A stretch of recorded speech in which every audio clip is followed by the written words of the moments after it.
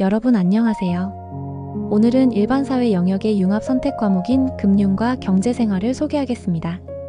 이 과목은 학생들이 미래의 경제생활에서 필요한 금융 지식을 배우고 건전한 재무 습관과 합리적인 금융 의사결정 능력을 기를 수 있도록 설계된 실용 중심 과목입니다. 단순히 이론을 배우는 것이 아니라 급변하는 디지털 금융 환경 속에서 평생 활용할 수 있는 금융 역량을 키우는 것이 목표라고 할 수 있습니다.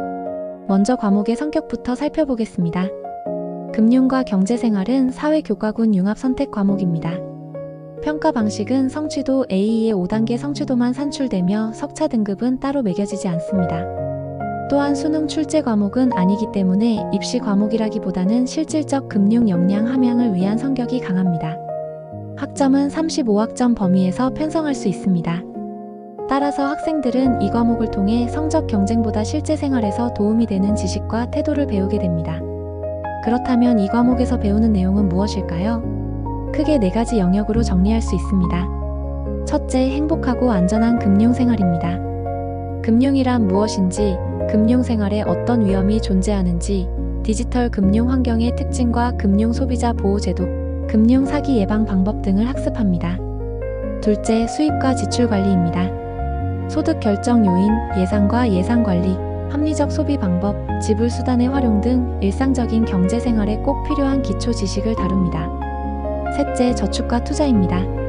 저축의 의미, 이자 세금물가 등 저축에 영향을 주는 요인, 주식 채권 펀드와 같은 투자 상품의 종류와 특징, 투자, 위험 관리와 투자자 보호 제도를 배우게 됩니다. 넷째, 신용과 위험 관리입니다. 신용의 원리와 책임 있는 사용, 신용관리제도, 보험과 연금의 활용, 고령 사회에 대비한 재무 관리 등을 다룹니다.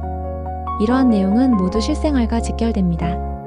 예를 들어 학생들이 용돈을 관리하거나 아르바이트 소득을 계획할 때 예산을 어떻게 세우고 우선순위를 두어 지출해야 하는지 직접 적용할 수 있습니다. 또한 온라인 쇼핑과 모바일 결제가 일상화된 현실에서 금융 사기 예방이나 소비자 보호 지식을 갖추는 것은 필수입니다.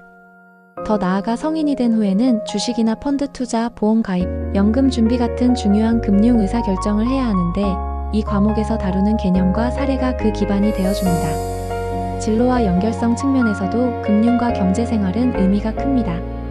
이 과목은 경영학과, 경제학과, 금융경영학과, 금융보험학과, 세무학과, 회계학과, 국제통상학과, 자산관리학부, 사회교육과 등 다양한 학과와 연계될 수 있습니다.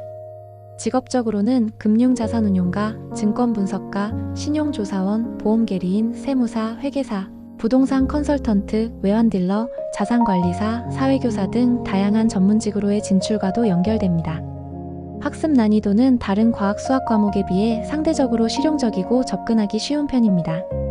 하지만 개념을 단순히 아는 것에 그치지 않고 실제 상황에 적용할 수 있도록 사고하는 훈련이 필요합니다. 예산 관리와 합리적 소비, 투자 의사결정, 신용관리 등은 모두 체계적인 판단과 책임 있는 태도를 요구하기 때문에 이 과목을 통해 학생들은 삶 전반에 걸쳐 도움이 될 수 있는 핵심 역량을 기르게 됩니다.